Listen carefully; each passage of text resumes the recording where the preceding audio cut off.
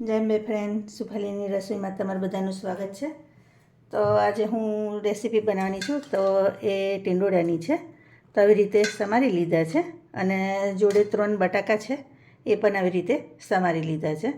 તો આ શાક તમે તો રોજ ઘરે બનાવતા જ હશો, પણ આજે હું એ મારી સ્ટાઇલથી તમને બતાવું. ચાલો તો રેસીપી શરૂ કરીએ. હવે આપણે કઢાઈમાં તેલ એડ કરી દેવાનું. તો આમાં તેલ થોડુંક વધારે રાખવાનું. તો 3 ચમચી તેલ એડ કર્યું છે. તો હવે જીરું એડ કરી દઈશું. જીરું થાય એટલે થોડીક લસણની પેસ્ટ એડ કરી દઈશું,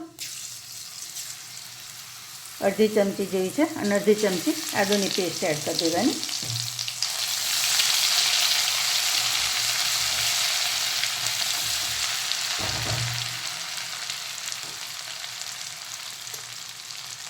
હવે થોડીક એમાં હિંગ એડ કરી દઈશું, 5 ચમચી જેવી.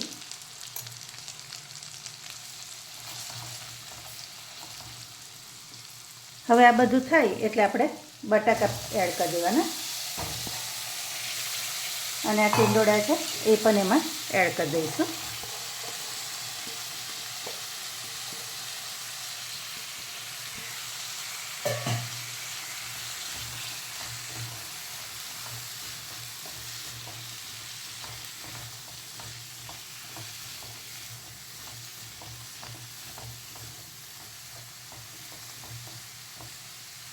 હવે આપણે ઢાંકીને એને થવા દેવાનું.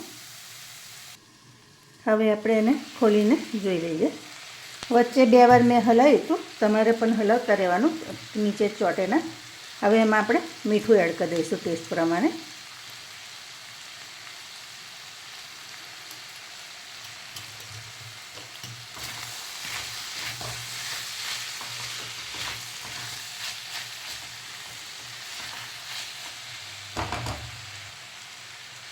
હવે એને ઢાંકીને હજી થવા દઈશું.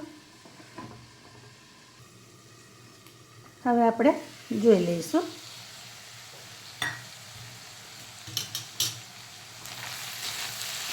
તો 75% જેવા ટીંડોળાના બટાકા થઈ ગયા છે.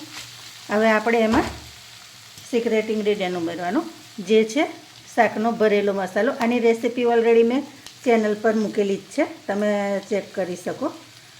તો આ ભરેલા શાકનો મસાલો મેં બનાવેલો છે, એ આપણે આમાં એડ કરવાનો.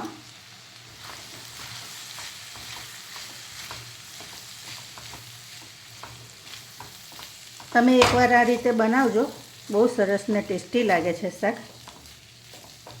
હવે મસાલા સાથે આપણે થોડીક વાર એને હજી થવા દઈશું, 2-5 મિનિટ.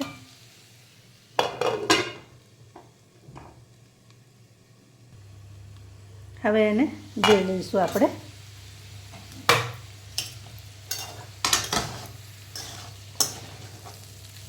તો જો સરસ મજાનું શાક આપણું રેડી છે.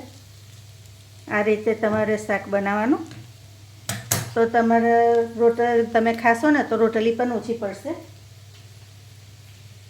એટલું સરસ થાય છે. હવે ઉપરથી દાણા ગાર્નિશ કરી દઈશું.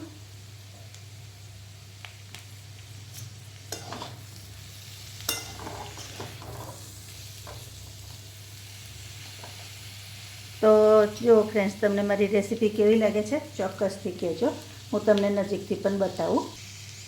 તો જો શાક સરસ મજાનું થાય છે અને મસાલાથી ભરપૂર, એટલે બહુ જ સરસ લાગશે. ચાલો તો નવી રેસીપી સાથે આપણે ફરી મળીશું. Thank you.